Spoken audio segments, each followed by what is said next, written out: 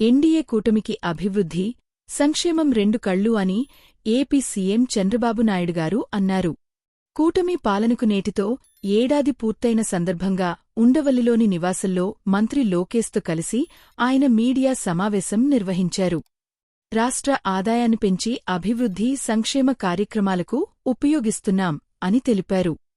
తల్లికి వందనం పథకం ద్వారా 67 లక్షల మంది విద్యార్థులకు 1,091 కోట్ల రూపాయలు ఖర్చు చేస్తున్నాం అని చెప్పారు.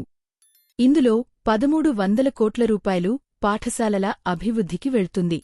అమ్మోడికి ఉన్న మార్గదర్శకాలే కొనసాగిస్తున్నామైతే అప్పట్లో ఒకరికి మాత్రమే ఇస్తే ఇప్పుడు ఎంతమంది పిల్లలుంటే అంతమందికి తల్లికి వందనం ఇస్తున్నాం అని అన్నారు.